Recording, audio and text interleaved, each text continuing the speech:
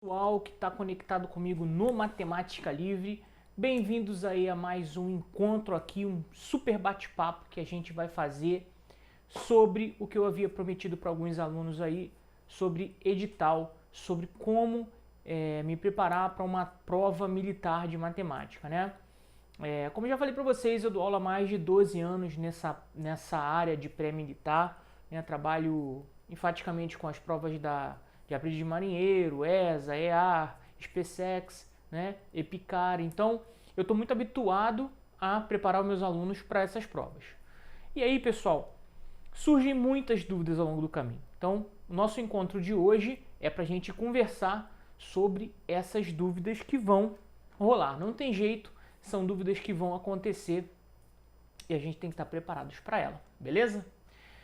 Muitos alunos me perguntam assim: professor, qual é a receita de bolo para eu estudar para passar? Bem, cada aluno é um aluno, a gente tem que mais ou menos fazer uma análise individual, mas alguns elementos são padrão para todos os alunos. Eu vou tratar aqui de elementos que eu pude presenciar que eram recorrentes entre os meus alunos que foram aprovados, né? São características que eu observei que eram feitas pelos alunos aprovados. Então, eu fui colhendo esses dados, eu fui observando o que esses alunos que conseguiam passar faziam para poder criar uma metodologia, né? Para tentar distribuir essas características para o máximo de alunos possíveis, beleza?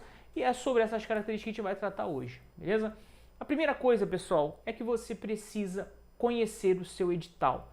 Uma coisa muito interessante é que, de forma orgânica, todos os alunos que eu aprovei nessa jornada, eu digo todos os aprovados, conheciam muito bem o edital da sua prova.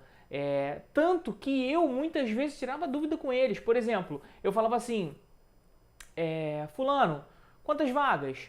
Aí, tantas vagas para homem, tantas vagas para as mulheres. Fulano, quando vai sair a data de prova? Os caras sabiam. Ou seja, eles começavam estudando para suas provas, estudando o seu edital. Então essa é a primeira característica do aluno aprovado. O aluno aprovado conhece o edital da sua prova. Ele estuda aquele edital como quem estuda uma matéria. Ele sabe o número de vagas, ele conhece o edital das matérias, ele sabe a matéria que cai e que não cai. Então, é muito importante, pessoal, porque lá na frente eu vou dar uma outra dica que necessita do edital, tá na sua cabeça. Então não tem essa preguiça não. Conheça o seu edital, leia uma, duas, eu acho que umas 2 leituras, 3 leituras você matou o edital e a parte das matérias você vai estar sempre consultando. Mas conheça o edital da sua prova. É muito ruim quando a gente vê um aluno que quer se matricular, que procura a gente para fazer alguma prova militar, e ele nem sabe as matérias que caem na sua prova. Claro que a gente faz todo o trabalho de ensinar para eles, mas você como aluno que está buscando a sua farda, se você vai fazer a EAN, você tem que conhecer a EAN. Se você vai fazer a ESA, você tem que conhecer a ESA. Professor, e se eu for fazer várias provas? Você vai conhecer vários editais, né? Quando você quer tentar várias provas, você vai conhecer vários editais. Então, a dica número 1 do aluno aprovado é que você deve conhecer o seu edital. Tranquilo? Qual é a segunda característica do aluno aprovado, né? Mais uma vez, são características que eu observei ao longo das aprovações que eu tive na minha vida como professor, nas provas, né, nos alunos bem-sucedidos. E uma característica muito interessante, pessoal, é que os alunos que eram aprovados, eles nunca rodaram o seu edital apenas uma vez. É claro, você pode conhecer um aluno ou outro que estudou uma vez e passou, né? Isso é comum. Isso é comum não, esse é um ponto fora da curva, mas que você pode conhecer um ou outro. Eu conheço alunos que conseguiu assim, eu digo até que foi por sorte. Agora, na grande maioria, 99,9% dos casos dos alunos que eu tive aprovados, eles rodaram o edital mais de uma vez, no mínimo 2 vezes. A primeira vez, ele rodava o edital só fazendo o estudo teórico, que a gente vai estudar no próximo encontro, como fazer o estudo teórico de matemática. Eu já passei o vídeo de como aprender matemática para vocês. Eles rodavam o edital uma vez. O primeiro ciclo era para conhecer a teoria e resolver alguns exercícios. E no segundo ciclo, ele rodava o edital de novo, só resolvendo questões daquele assunto, né? Eu já disse para vocês algumas vezes, eu tenho um curso preparatório chamado Curso Preparatório Superturma. E é a nossa rodagem aqui de matemática, a gente sempre faz. Até metade do curso a gente dá um edital e depois a gente dá o edital de novo, só matando questões. E a gente deixa nossos alunos muito aprovados. Podem procurar a gente no Instagram que vocês vão ver o que eu estou falando. Então, era uma característica padrão que eu trouxe para o meu curso porque eu via isso acontecer. Era uma bagagem que os alunos aprovados carregavam. Eles não se contentavam em rodar o edital uma vez só. Quando eu digo rodar, eu estou dizendo fazer o edital de uma ponta a outra, beleza? Por exemplo, pegar português do começo ao fim. Eles nunca faziam isso uma vez só. Eles até falavam, professor, estou na primeira rodada. Pô, professor, já dei uma rodada. Mas lembrem, no mínimo 2 vezes, sendo que a segunda vez é só trabalhar em cima de questões. Por exemplo, você vai fazer matemática, geometria começa com ângulos. Então você vai fazer só exercício de ângulo. Você não pega mais teoria. A teoria tem que ter sido resolvida na primeira rodada. Então, a segunda característica do aluno aprovado. Ele sempre roda o seu edital mais de uma vez. No mínimo 2 vezes e uma vez é só com exercício. Daí a importância de você ter exercício daquele assunto, tá? Sobre ter exercício de matemática, eu resolvo esse problema para vocês no próximo vídeo, né? Falando do nosso banco de questões. Porém, agora eu só estou passando esse bizu para vocês. Primeira característica do aprovado, segunda característica do aprovado e terceira característica do aprovado. Pessoal, nessa segunda característica do aprovado, tem isso na cabeça. Vocês têm que rodar o edital mais de uma vez até a prova. Você só roda o edital uma única vez quando você não tem tempo. Por exemplo, vai fazer a prova da ESA daqui a 3 meses, começou a estudar agora, então você vai rodar uma vez só. Você vai tentar fazer o máximo de questões possível. Pega a teoria, questão. Mas, para você ir bem seguro para a sua prova, você tem que ter no mínimo, 2 rodadas de edital, sendo que a segunda rodada é só em cima de exercício, beleza? Se a primeira rodada você não tiver seguro na teoria, você roda de novo na teoria e depois faz uma rodada só de exercício. Mas pelo menos uma rodada sua tem que ser só em cima de exercício, zero teoria. A teoria já tem que estar toda aqui, beleza? Então, primeira característica do aprovado é o cara conhecer o edital da sua prova ou das provas que você vai fazer. Seja militar, Enem, UERJ, o que for, tem que conhecer o edital da tua prova.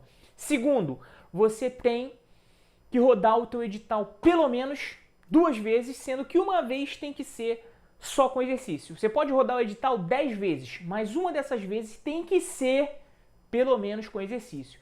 Notem que quando eu falo pelo menos, é no mínimo 2 vezes. Você pode rodar o edital 10 vezes se der tempo, mas contanto que uma dessas 10 vezes seja só com exercício. Então, foram 2 características aí do aluno aprovado. E qual é a terceira e última característica que eu notei dos alunos aprovados, pessoal? Quando você faz a sua roda, quando você conhece o edital, quando você roda o seu cronograma 2 vezes, e sendo que uma dessas vezes você roda só com exercício, você acaba percebendo que tem assuntos que mais caem e tem assuntos que caem menos. E aí que vem, pessoal, essa terceira característica é maravilhosa. Os alunos começam a conhecer a sua prova, começam a saber os assuntos que mais caem naquela prova. Então, depois de ele ter rodado o edital todo, ele viu tudo que tinha que ver. Depois ele viu tudo de novo só matando questões. Aí ele faz a terceira característica do aprovado. Qual é? Ele estuda aquilo que mais cai. E era nessa característica que eu tinha maior interseção entre esses alunos, porque eu dava aula em várias escolas, vários cursos preparatórios diferentes e tinha os meus alunos particulares. Na época eu ainda não tinha curso. Mas eu vi essa característica em todos eles, conforme eu ia conversando. Tinha um momento dos nossos encontros, das nossas conversas, que eles falavam: pô, professor, eu vou estudar isso aqui porque isso cai muito na prova tal.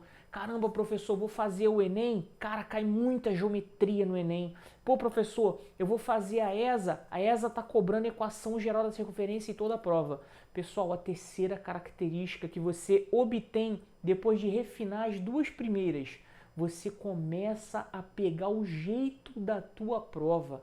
E aí que é fantástico, porque você para de perder tempo fazendo provas que estão fora do teu escopo, porque no começo a gente, por exemplo, vai estudar geometria espacial. Você quer pegar tudo de geometria espacial, quer pegar ITA, quer pegar o UERJ, quer pegar tudo. Sendo que nem tudo lhe convém. né? Nem toda questão de geometria espacial vai te ajudar na ESA, nem toda questão de geometria espacial vai te ajudar no Enem. Mas depois que você conhece a sua prova, você aprende a ver exatamente aquilo que te convém para a sua prova. Você fala assim, professor, se eu matar uma questão do ITA, eu mato qualquer questão. Nem sempre, não cai nesse engano não, né? A gente quando faz uma prova do ITA, por exemplo, a gente fica adestrado àquele tipo de questão. Nem sempre aquele tipo de questão vai te ajudar num outro tipo de prova, no Enem, por exemplo, que é mais interpretação de texto. Então, pessoal, primeira característica, você tem que conhecer o teu edital. Segunda característica, rodar o cronograma várias vezes, no mínimo 2, sendo que pelo menos uma vez tem que ser só em cima de exercício, beleza?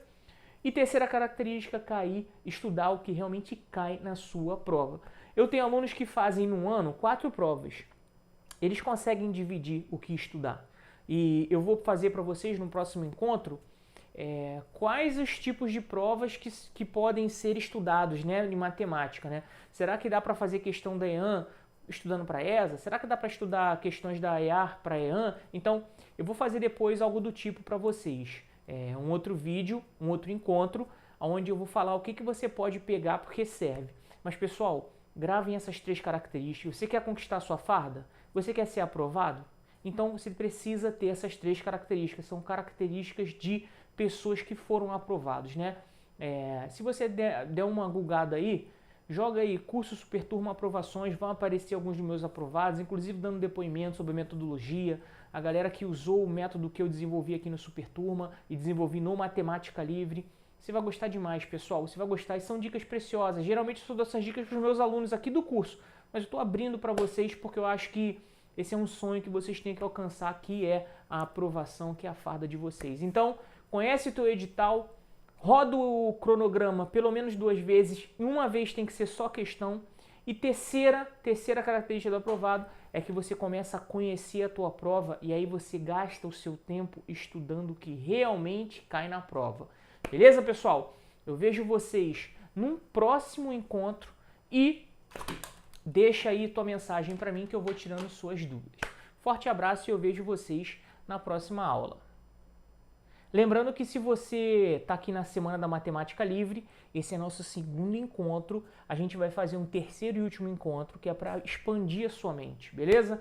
Lá eu vou dar uma aula de um assunto que cai muito nessas provas de sargento, e eu vou mostrar para vocês a importância de conhecer a sua prova, né? E vai ser um aulão muito bacana, que você vai aprender muita coisa, eu vou deixar um material lá muito 10 para você aprender a montar seu cronograma. Eu vou falar sobre isso, sobre como aprender a montar cronograma, vou dar uma aula mesmo de um conteúdo bem legal, vou abordar esse conteúdo em vários tipos de prova para você ver que dependendo da prova ele vem bem diferente.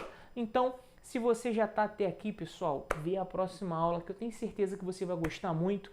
Aqui a Semana da Matemática Livre está aqui para isso, para te ajudar. A aula foi descabelado mesmo, mas a gente está junto, pessoal. Eu vejo vocês aonde? Eu vejo vocês daqui a pouco no nosso Semana da Matemática Livre, terceiro encontro, ato 3, né? Vejo vocês, pessoal. Fica com Deus.